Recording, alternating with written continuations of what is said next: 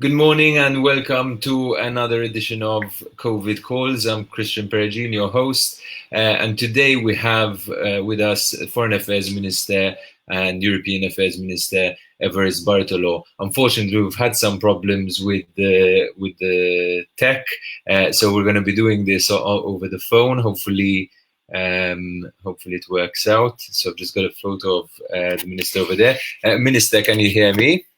Yes, I can hear you clearly. Okay.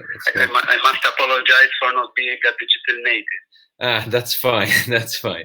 Guys, if you're watching at home and there's a problem with the sound, just let me know in the comments. I'll be seeing those.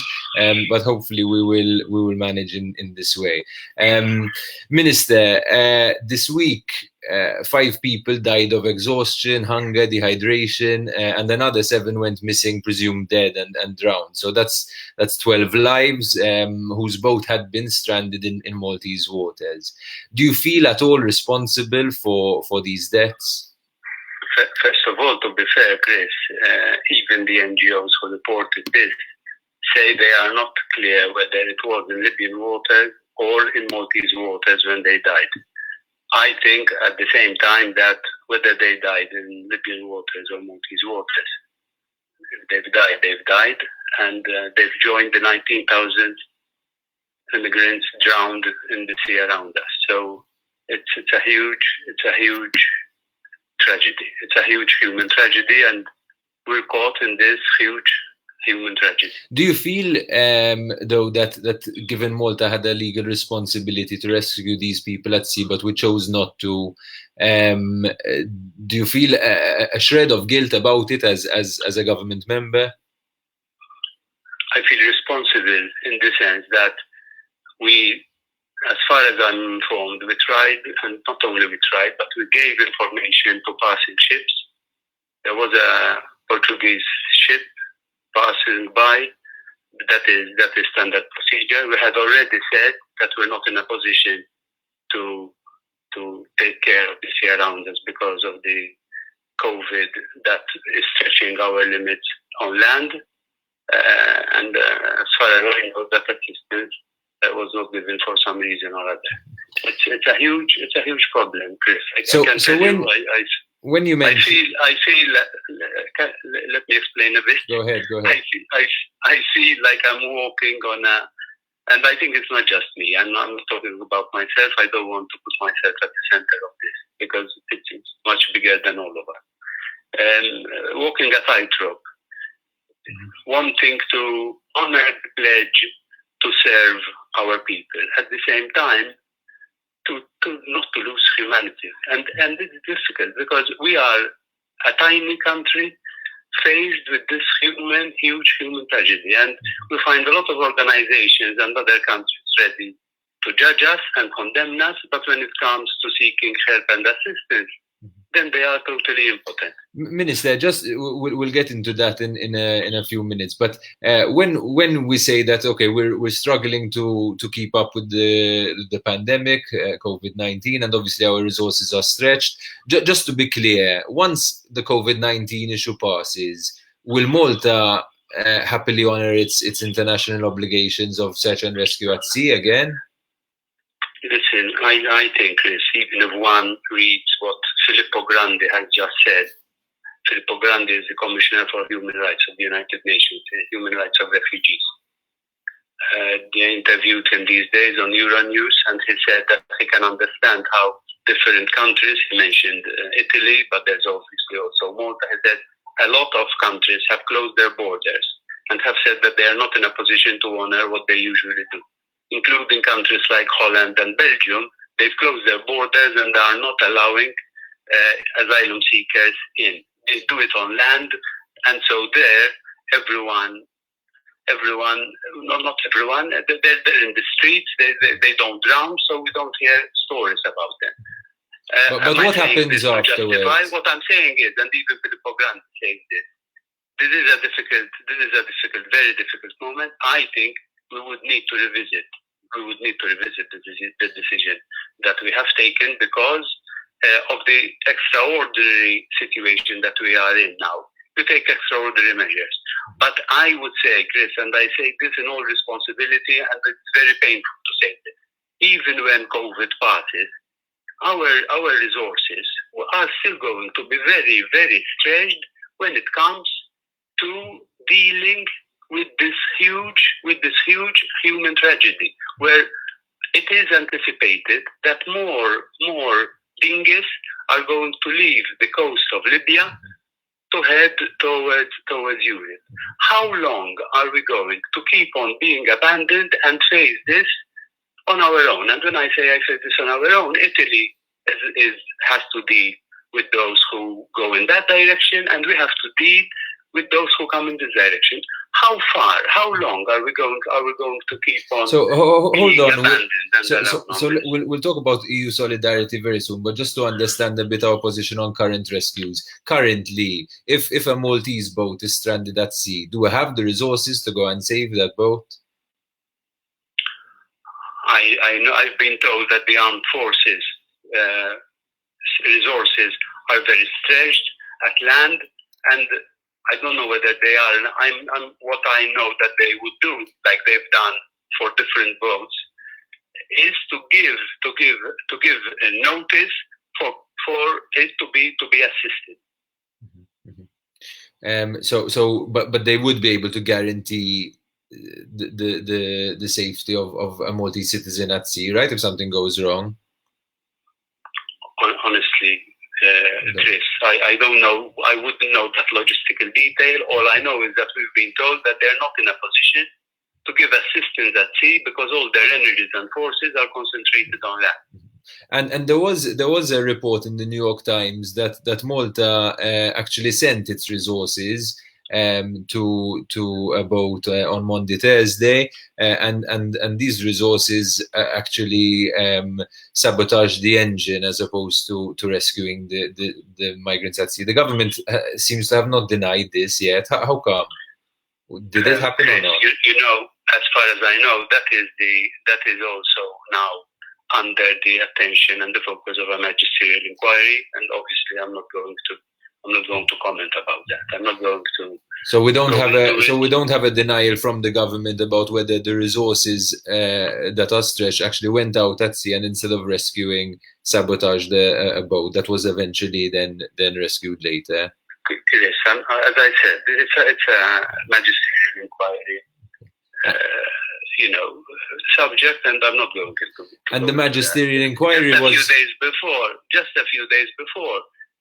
The same people or their colleagues brought in 66 migrants on a ship. Even after we had declared our policy, and out of those 66, we asked our partners in the European Union to help us take some 66. Unfortunately, only Portugal came forward and told us we'll take 6. The other 60 joined the other thousands that we have. And as I repeat, we have been left alone. A lot of you mentioned the magisterial inquiry. This is the magisterial inquiry that was triggered by the NGO's request, by Republica's request. Yes, because as far as I know, the same. It refers to the same incident. No, Chris. Yeah, as far as I know. Well, as in, I think that there are two major complaints. One is the one about the migrants that were not rescued and then sent to the ones that were sent back to Libya, and the others about this boat that was sabotaged. But anyway, so that's a magisterial inquiry that was triggered by that request. Regarding the 50 survivors also who were sent back to detention in Libya, which you've spoken quite strongly about the situation in Libya in terms of human rights abuses, sexual violence, rape, things like this. Malta gave its go-ahead to send. Malta instructed this boat to return the migrants to Libya. Libya was aware of what was happening. As in, Malta was aware of this return. It's a very we're caught in a very difficult situation, Chris. Because but yes or no, as in Malta, and not just yes. If we have said that we're not in a position to take care of the sea around us, and the passing vessel takes these migrants to Libya, Well, what do you want us to do?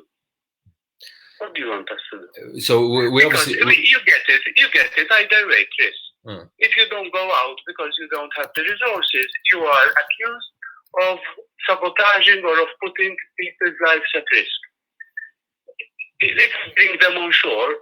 We are now in a position, honestly, to say, where are we going to put them? But I'm just trying to establish. Our sentence are over. If they are taken back to Libya, we are accused of pushing them back to Libya. Italy has been accused of that as well. I've seen a letter to my colleague Luigi De Maio, where they tried to have an agreement with the Libyan Coast Guard not to let these boats come out, and they told him, be careful what kind of agreement you reach with the Libyan Coast Guard, because they have to see that they don't abuse those who they control and take them in again. What are we going to do? What are the southern coastal states going to do in this situation? I'm just trying to establish the facts, though, Minister. I'm just trying to establish the facts so that we can assess this more carefully. So a boat took these 50 or so migrants aboard and returned it to Libya. Was that done with the consent of Malta or without the consent? Definitely, Chris, it's not a matter of consent or no consent. We were definitely Malta is not in a position to intervene in what is going on in that part of the Mediterranean. But you do recognize that sending the migrants back goes against international law. Yes, of course. That is part of the problem. If you take them back, and as I told you, even if the Libyan Coast Guard takes them back,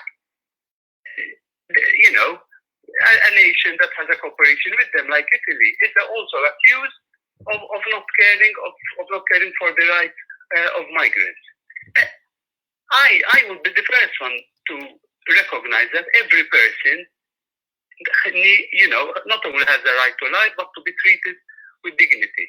But isn't it clear that ourselves and all people living on the southern coast of the European Union, where thousands leave the Libyan coast, are being put in an impossible situation? I'm sure that none of us enjoys this. No, it's really terrible. It's terrible. We're talking about human beings. Mm-hmm. Did Cabinet give its approval, though, for the boat not to be rescued and for the migrants to be returned to Libya? The rest of Cabinet? As if the Cabinet meets to discuss, a boat that is passing through the waters. Do you think Malta gained something by this? I know it was a horrific situation, and it must have been very difficult, as you're explaining. We're in an impossible space. But looking back now, do you think Malta gained something by not rescuing these people? I don't know whether we've gained or not. We've certainly haven't gained when we've saved people. I'm really sorry to say, because we have saved thousands over the years. I've recently seen some statistics. Since 2005, we saved and brought to Malta over 21,000. Have you seen the statistics have we been congratulated for this? Have we 21,000? Yes. Have we? Do you know how much money Malta got from the EU to handle the migration crisis in these years? The EU would like to give us more money than it has given us, to make migrants come to Malta and stay here as a hotspot. I believe we got the more they come, the more they will be happy that we keep them here. I don't think it's fair. I think every country has the responsibility, and we will do our part as we have done, and we have done more than our part. Because if you see the disproportionate pressure that is being put on us as the tiniest state in the European Union, and we've had over 21,000 coming here. Even this year, 1,300. Comparing it to the population of other countries would be at least 100,000. But there are some things. We cannot cope with this on our own. You can understand though that over the years there seemed to be a bit of a contradiction, right? How do you expect EU governments to help Malta if on the one hand our economy is thriving because we are selling passports and importing tens of thousands of third country nationals into the country, on the other hand we're checking our basic human rights obligations? Honestly, Chris, are you justifying the indifference and the selfishness of other countries not to help us? No, I'm just wondering if we're capable of making a convincing argument. If on the one hand we're saying our economy depends on bringing. Come on. You don't see a contradiction in government policy over the past few months? No. Listen, as I said, we've had over 21,000 coming to Malta. Out of those, 1,700 went to other EU states. We've also been given at least 21 million from the EU. Thanks to Germany and France, and we had some help also from Ireland, from Portugal, from Luxembourg. Sometimes we had from Switzerland, and thank goodness for Barack Obama at his time, the United States took double the amount that the European Union states took. Come on. But you said we've been given. You said we've been given 20. We received 21,000 migrants. We've also received at least in one fund alone 21 million euro from the EU. You don't think that should sort of make it easier for us to cope with situations like this? Definitely not, Chris. Definitely not. And this is not just a question of money. It's also a question of, being responsible to share this huge human tragedy. Okay. And we must be serious about this. So when the dinghies hit the water, it's already too late. What we must be doing is a real serious program with Africa, so that these people who have to flee the tragedies back home of persecution, of corruption, of bad governance, of poverty, of wars, we should attack the causes of what makes migration and what makes human trafficking. So let's talk about your proposal. So you just said that Malta, that if it were up to the EU would give Malta lots of money for it to keep the migrants in Malta. You're now proposing that the EU should give 100 million euros to Libya, effectively to do the same thing. Why will it work with Libya when it hasn't worked with Malta? The humanitarian disaster in Libya at this moment is huge. I'm not saying this, Chris. Read the last report in February of the United Nations humanitarian situation in Libya. There are at least 900,000 Libyans, of whom 450,000 are women and children. There are also about 300,000 migrants and refugees who really need assistance. So even if you look at the program of the United Nations to help these people, they're asking for 105 million euros. So far, within mid-April, they've only managed to get 6 million to fund such a program, and at the same time, millions and billions of euro are being spent to finance a terrible civil war that is going on over there, and it seems that money for weapons and money for wars, we find it's no problem. But this is part of the problem, right? Human beings, it's not a problem. But this is part of the problem, right? Because I'm sure you're aware, the EU has spent more than 328 million on Libya, and another 41 million were given just last December. So money from the EU is going to Libya. The problem, as an Associated Press report found out, is that most of that money is ending up in the hands of militias or people who abuse it in terms of corrupting the Coast Guard and things like that. Honestly, Chris, do you feel that it's difficult? Do you feel that it's difficult to liaise with Libya properly in terms of giving them money and ensuring the money is spent correctly?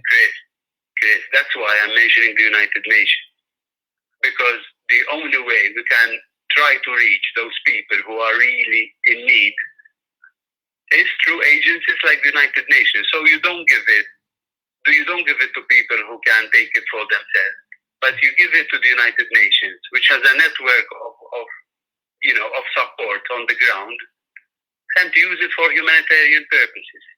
How did you arrive at the 100 million figure?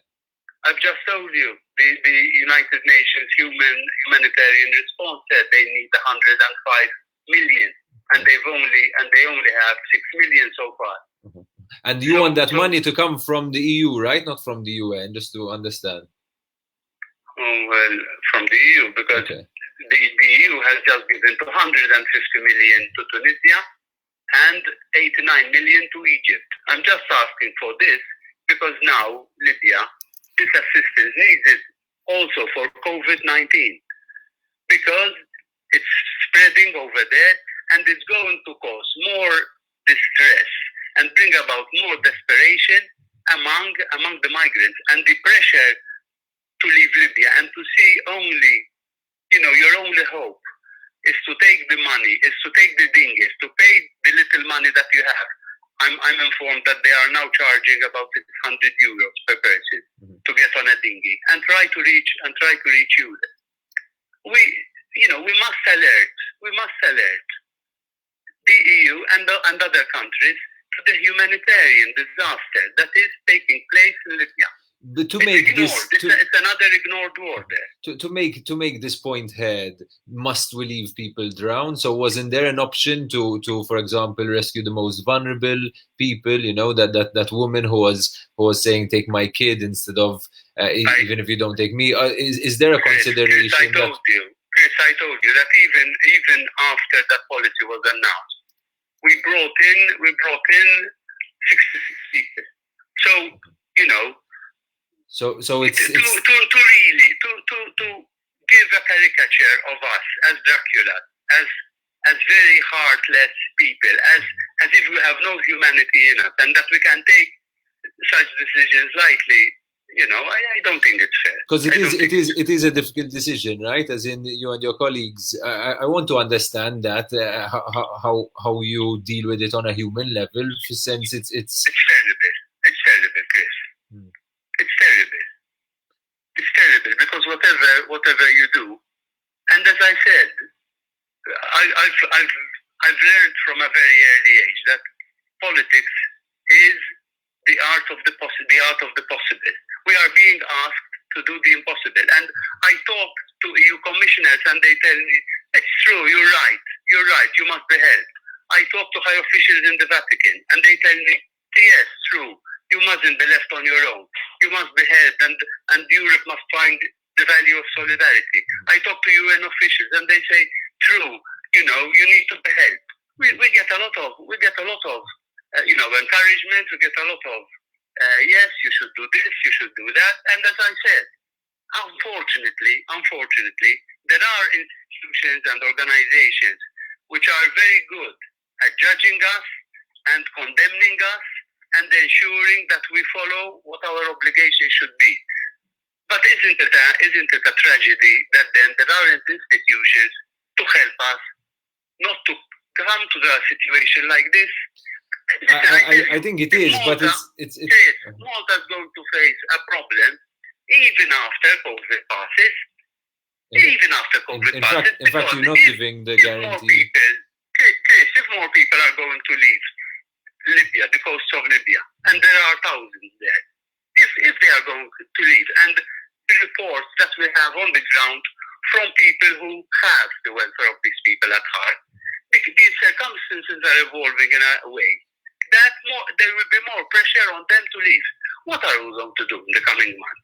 Isn't that what politicians? Isn't that what the job of politicians is to do? To find solutions? Must we? Maltese on their own. Well, as in to push for Malta's interest, I think it does, since it is our responsibility to do, right? I mean, one thing I want to ask you, Minister, is Joseph. But can't you see that successive administrations? It's not just this administration. At least from the last 16 years.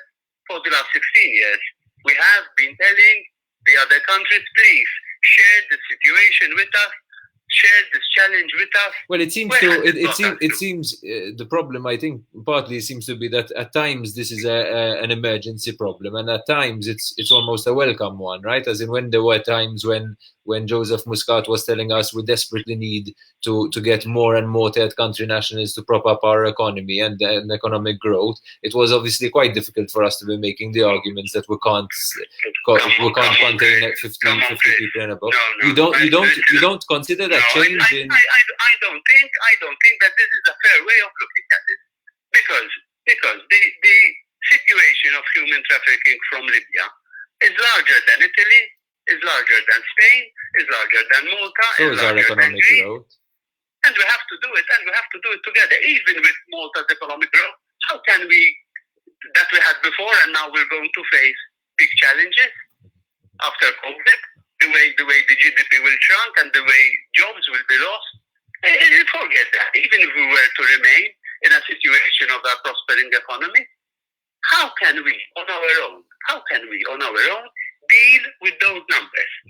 How can we on our own deal with this huge human tragedy? Well, I mean, to be fair, it's not our own in the sense loads of countries have bigger migration pressures, but let's not go there because it's difficult to compare. No, I don't agree, Chris, with that. I think it's very unfair.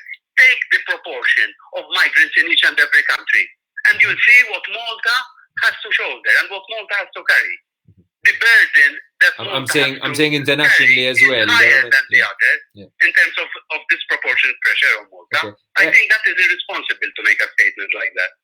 I was referring not just to European countries, but even countries closer to crises like Syria and things like that. But let's not go into that. You mentioned... of course. If you talk about Yemen, about Jordan, Syria, of course.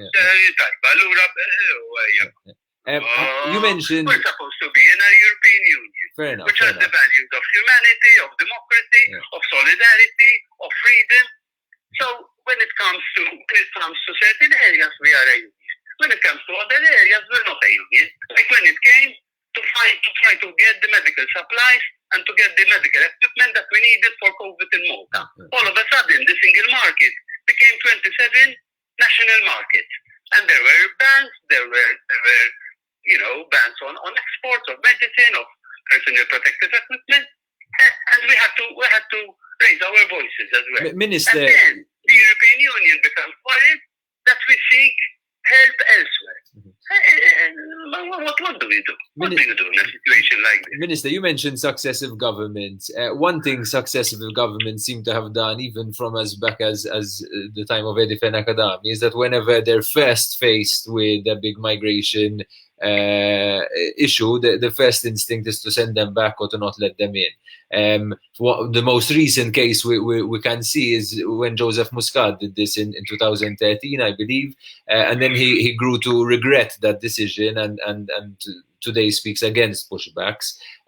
This was, the first sort of test of Robert Abel, and sure enough, he did the same move. Do you think he will?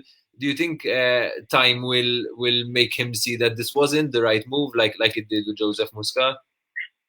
I can tell you, it wasn't an easy decision to take, and it wasn't a capricious decision to take. It was taken with a lot of pain and a lot of distress in the extraordinary circumstances that we are facing because of COVID, and this is happening in different countries, and even the UNHCR, the Commissioner for Human Rights of Refugees, recognizes this.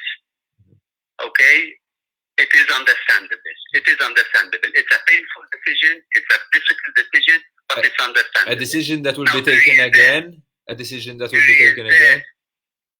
the real test now will come.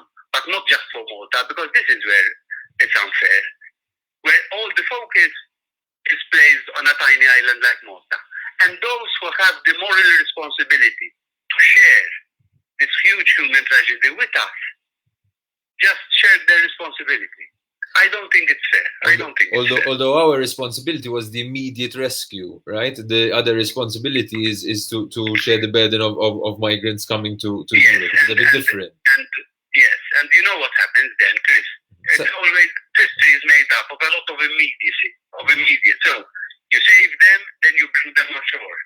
Then you are pledged that yes, we will help you, and then the help doesn't come, and we do not have enough facilities now where to keep new people coming in, unless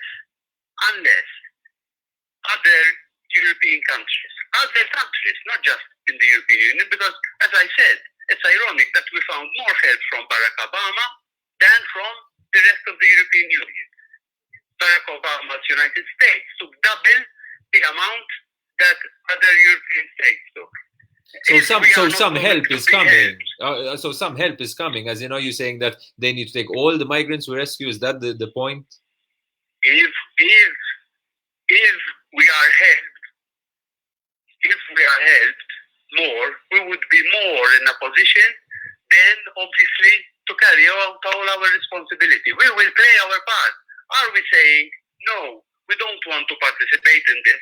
No, we don't want to welcome refugees among us. Are we saying that? No, we're not saying this. We're saying we are ready to play our part, but please don't leave us to do this on our own. We cannot do it on our own. Obviously, there are then the specifics of what alone means, right? Because as we said, there's a lot of funding being given. There's a lot of countries that have taken on migrants. So I guess the point you're trying to make is we're not being given enough support, and until we're given relocation. Relocation. No. Financial support is important, but financial support is not enough. I mentioned financial support because you're talking about overcrowding, for example. We know there is, there are limited facilities, but we have the money to build the facilities if we need to as well. Chris, beyond financial support, there has to be a serious program of solidarity, and relocation, which means relocation and resettlement of people who reach our shores. Minister, how concerned are you by the sort of reaction we've seen by members of the Maltese public? I mean, people laughing at the fact that these migrants died. Very concerned. It's terrible. Do you think? And this is again the responsibility of those who are not helping us. Because this is what happens then. Do you hold any responsibility, but do you hold any responsibility, or is it always the responsibility of others? My responsibility for having racism in Malta? Yeah. Is there I personally? Well, as in, what responsibility are you shouldering for that? As in, do you feel you're fanning the flames of that? You are education minister. Before, was there a problem with our education? Yes, what is happening? So I am the person responsible for racism in Malta. I'm not suggesting that. I'm not suggesting the values of racism in Malta. I'm not suggesting. I have built up, racism against refugees. Do you know what I have done over the years in this area? Can you please ask some NGOs to see whether I am a heartless, cruel politician who turns away people from being helped? I'm not suggesting that. Can you ask African students to ask them whether a certain Minister of Education used not only to waive their fees, but also to ensure to give them fees, maintenance fees and stipends like Maltese students? What I mean is... Can you ask NGOs whether I have helped to give them facilities where to hold education classes in the evening? What I mean, Minister, is what is our responsibility to fight this racism? What my relationship is with them? Minister, what I mean is what can we do to fight this racism? What is our responsibility as politicians, even as media and other entities, to battle this xenophobia? Because the kind of reactions... Our responsibility. We have to be careful how to talk and how to speak, and to be very responsible in the language that we use. We must not stigmatize refugees. We must not make caricatures of them. We must not spew hate against them. It's not the responsibility of politicians only, but it is the responsibility of politicians. It's the responsibility of the church. It's the responsibility of the media. It's the responsibility of everyone to be human towards each other. But please, to put me in the accused seat of being single-handedly responsible for all the racism in Malta. No, I never suggested that. I never suggested that. What I mean as well is somebody who has tried in my modest way to of civil rights and human rights in Malta. I feel very hurt and offended of being accused of helping spread racism in Malta. But I take that very, very seriously. Fair enough, and I didn't mean any offense by it, but what I meant is, you mentioned language, for example. You refer to the migrants instead of asylum seekers as irregular immigrants. You're part of a government that has turned its back on the latest boats of migrants. So obviously, as you can imagine, that leaves their message, no? Yes. Read the literature also about human trafficking and about the illegal crossing into borders, even the European Union language. Mm-hmm. Listen, why don't we discuss in a positive way how there should be regular legal migration between Africa and Europe, so that, because what is happening is that where states and institutions fail, tips traffickers come in, and that is what is happening. Mm-hmm. We have not done anything seriously to regulate the migration from Africa to Europe, and so we allow these souls completely at the mercy of heartless human traffickers who make a living out of smuggling people into other countries. You've also claimed that NGO vessels are helping human traffickers, right? Is there any evidence for this? Listen, again, let's put this into context. It is highly irresponsible now, at the time when Spain has closed its ports, Italy has closed its ports, Malta has closed its ports, North African countries have closed their ports. It is highly irresponsible of an NGO ship now at this time to come here in the central Mediterranean and send a signal not by actually calling them and telling them, look, we are here, send the boats for us. But it is a pull factor, it is magnetic. Okay?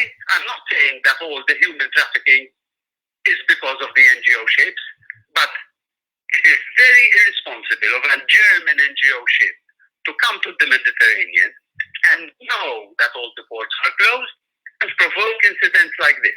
Well, I mean, the best way to help, and not to be a part-time Samaritan, because the Good Samaritan helped the poor person who was, who had just been beaten by the thieves, helped him all the way, picked him up and took him, to an inn, to be looked after.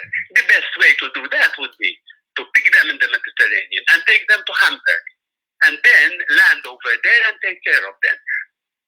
Come on, it's irresponsible. At this moment, it is particularly irresponsible. Obviously, you can imagine NGO ships have an important humanitarian role to play. We must see how to work with them.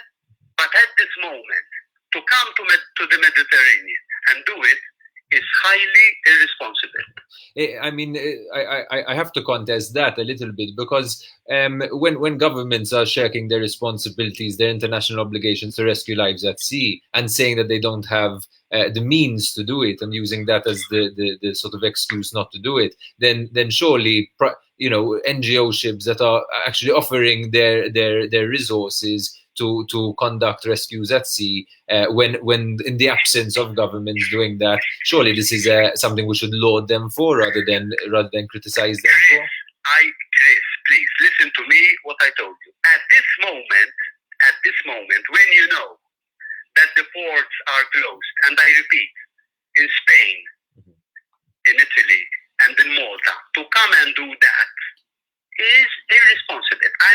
Please understand what I'm saying. I said at this time, to do it at this time is irresponsible. Although we've criticized them, even not at this time. We've criticized them at times when the ports were open and when. But they have to be But there has to be a working relationship, and they have to be regulated. But regulation is your job as politicians. It's not their job. The lack of regulation is your failing, not their failing. Chris, I would like to see them more as part of the solution and not part of the problem. And I'm sure that they would like to be part of the solution. I imagine they're dying to be part of the solution. That's what they're offering their services for. The problem is that the politicians aren't treating them as such. They're treating them as enemies. Again, I agree. We have to regulate their role, and we cannot do it on our own. Malta cannot do it on its own as well. We have to do it as a European Union. Minister, I just have a few more questions, just two more questions. One is about the press conference that was given yesterday. You sat behind the Prime Minister while he spent 10 minutes slamming the NGO Republica for filing the police cases you mentioned in the beginning of this interview, which have triggered a magisterial inquiry into whether Malta sabotaged a migrant boat.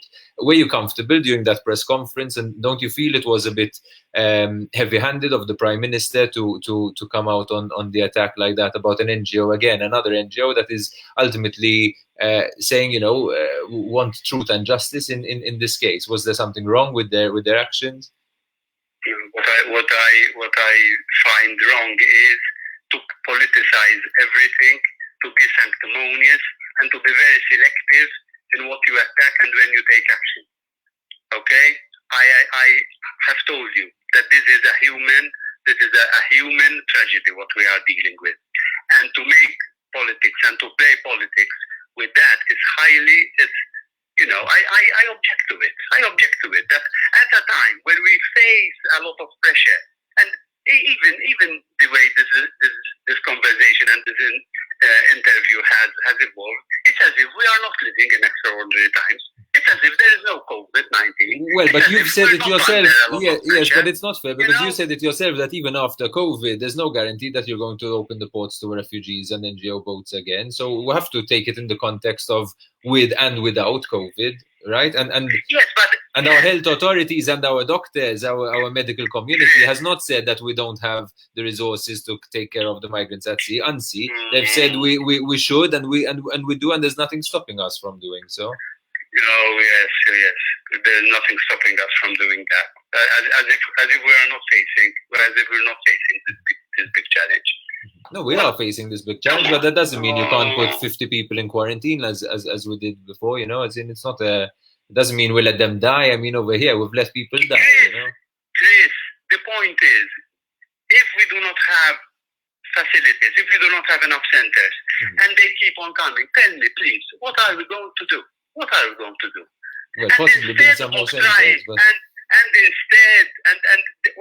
one of the first statements that I made when this issue was being brought up, I said, now we have to be careful because we are going to be strong with the weak and weak with the strong.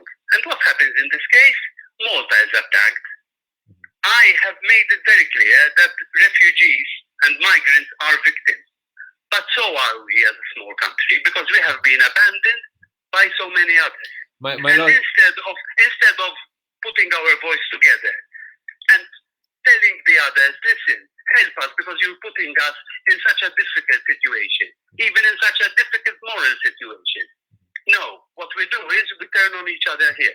Well, I just before I get to the last question, I must say that our role as journalists, and even why we're doing this interview and we're doing it online and we're doing it on English, is also to help raise the awareness of a country like Malta and to give you the opportunity to defend the opposition. My last question is about that horrific murder that happened last year. Lasana Sise, who was murdered allegedly by two AFM soldiers while he was just walking in Halfar alone. As you've obviously spoken about this case a number of times, and recently there was an update. You know that even recently I spoke against people who are racist, and I said, have we learned anything in the years since that murder has taken place? What is the situation? Because I want to ask you this because we followed this up a couple of weeks ago. I believe Lasana Sise's body is still in the morgue more than 12 months later, and the government is struggling to repatriate his body back to his family in Abidjan. What's going wrong there? Chris, as far as I know, and I must admit I do not know all the details. As far as I know, we are still awaiting some information from over there to be able to send the body. as far as I know, the government is ready, obviously, to fund the sending of the body. They are waiting for some information for this to happen. And as far as I know, once this information comes and the trip is organized, it can happen. And it can happen. As far as I know, there isn't any other problem that I know of. And has there been a conclusion to that investigation within the Armed Forces of Malta to see whether racism is a problem over there? I remember. Honestly, Chris, I don't know about that. Yeah. If I knew, I would tell you. Okay. I don't. Honestly, I don't. So we've come to the end of the interview. I just wondered if is there any other point you wanted to make, and maybe a point of conclusion from your end to everyone who is watching. No, I can tell you, Chris, this is one of my most difficult periods in politics.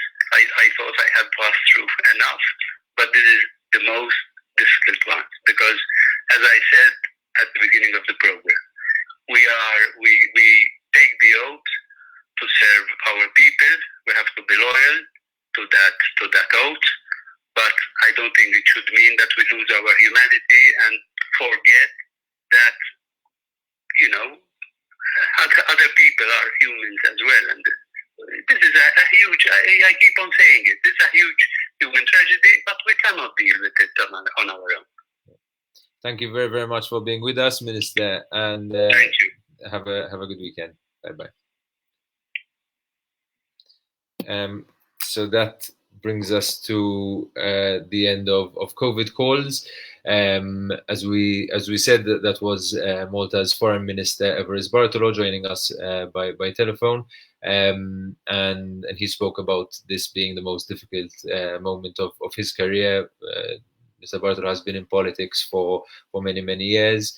And decades even, and he's now finding himself on the front line of defending the government policy in terms of the rescues that are not happening at sea. As we know, this week, just a reminder, 12 people presumed to have died, 5 bodies found dead after being found dehydrated, dying of hunger after being at sea for many days, and the rest of the migrants who were on that boat were taken back to Libya, possibly against international law. The Prime Minister yesterday gave a press conference to confirm that him and 12 Armed Forces of Malta officials are officially under investigation to see sort of what happened in both this case and in the case where the Maltese armed forces allegedly, according to the New York Times and other reports, went to a migrant boat and sabotaged the engine instead of rescuing them. Malta has made its position very clear. That it feels it is abandoned by Europe, and it will, especially within the context of COVID-19, does not have the resources to continue rescues at sea and continue taking migrants in. And so, as things stand, the ports are closed, and rescues are not happening. Thank you very much for watching, and we'll be with you again next week on COVID Calls.